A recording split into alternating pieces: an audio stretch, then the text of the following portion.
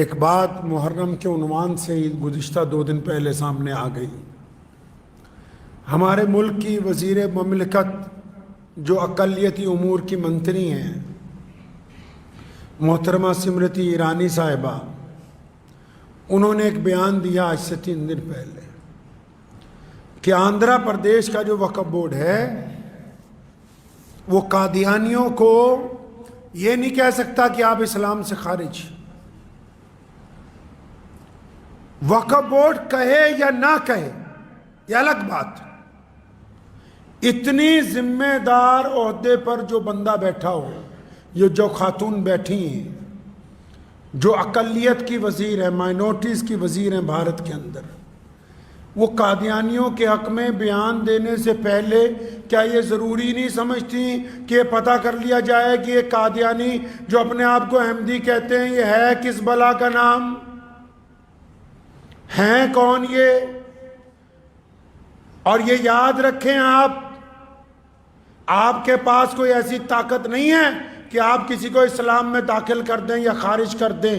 یہ دنیا میں اللہ اور اس کے رسول کا جو دستور مسلمانوں کو ملا ہے، جس کو ہم قرآن اور حدیث کہتے ہیں، قرآن اور حدیث سے یہ طے ہوگا کہ کون بندہ مسلمان ہے، کون مسلمان نہیں ہے۔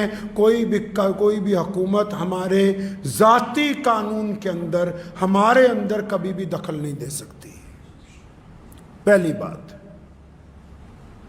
دوسری بات، عام لفظوں میں سمجھ لیں محترمہ صاحبہ کہ اگر کوئی آدمی، جس طرح آپ بھاجپا کی عہدے دار ہیں، اگر کوئی آدمی بھاجپا کی نیتیوں سے، بھاجپا کے سدھانتوں سے سہمتی نہ جتاتا ہو، پارٹی میں رہ کے پارٹی کے خلاف بات کرے تو آپ کیا کرو گے؟ آپ اس کو پارٹی سے نکال دو گے۔ اگر کوئی وزارت میں رہ کے اپنی سرکار کے خلاف نکتہ چینی کرے کیا کرو گے؟ اس کو سرکار سے نکال دو گے۔ اس کو باہر رہ کے جینے کا حق ہے لیکن پارٹی میں رہنے کا حق نہیں ہے۔ اسی طرح کوئی بھی بندہ جو اسلام میں رہنا چاہتا ہے اللہ کی عبادت کے ساتھ، اگر وہ یہ کہتا ہے کہ نعوذ باللہ حضور صلی اللہ علیہ وسلم جو ہمارے نبی ہیں، پیارے پیغمبر کی جگہ کوئی اور بندہ نعوذ باللہ نبی بن کر آیا تو قیامت آ سکتی ہے، وہ اسلام میں نہیں رہ سکتا ہے۔ نعرہ تکبیر، نعرہ تکبیر، ختم نبوت، ختم نبوت، نعرہ تکبیر۔ تو اس کو تو چھوڑ دیجئے کہ وقف بورڈ کے پاس ادھیکار ہے یا نہیں، وقف بورڈ کہے یا نہ کہے۔ دنیا بھر کے عالموں نے کہا، دنیا بھر کے مسلمانوں نے 100 سال پہلے اس لیے فیصلہ کیا، اور یہ بھی سنیے فیصلہ کیوں کیا۔ آپ نے اتہاس نہیں پڑھا، سن 1888 کا دور تھا، لوگ چپ تھے، دیش کی آزادی کے لیے کوئی نکل نہیں رہا تھا۔ مسلمانوں نے 1857 کی جنگ آزادی کے بعد دوبارہ اس دیش کی آزادی کے لیے جب کام شروع کیا، جب طیب جی اور بھیم جی جیسے لوگوں نے کانگریس کی اس دور میں آزادی کے لیے بنیاد رکھی، میں اس کانگریس کی بات نہیں کر رہا، اس دور میں جب آزادی کے لیے بنیاد رکھی تو مسلمانوں نے ان کا ساتھ دینے کا فیصلہ کیا۔ تو اس وقت انگریزوں نے ایک فتنہ شروع کیا کہ مسلمانوں کو دیش کی آزادی سے اگر ہٹا رہے ہیں تب کچھ کام کرنا پڑے گا۔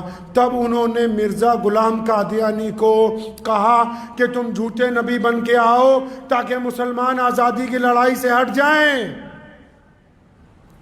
اور ادھر لگ جائیں تمہارے پیچھے، تاکہ اس دیش پر ہم زیادہ راج کریں۔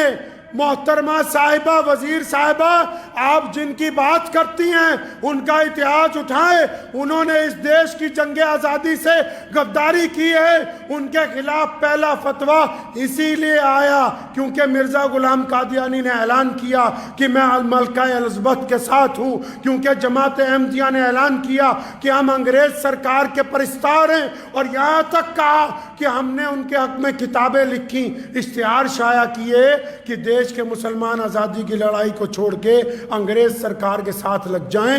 آپ جن کی حمایت کی بات کرتی ہیں ان کا اتہاس پڑھیے، وہ اس دیش کی جنگ آزادی کے بھی غدار ہیں۔ بسم اللہ الرحمن الرحیم۔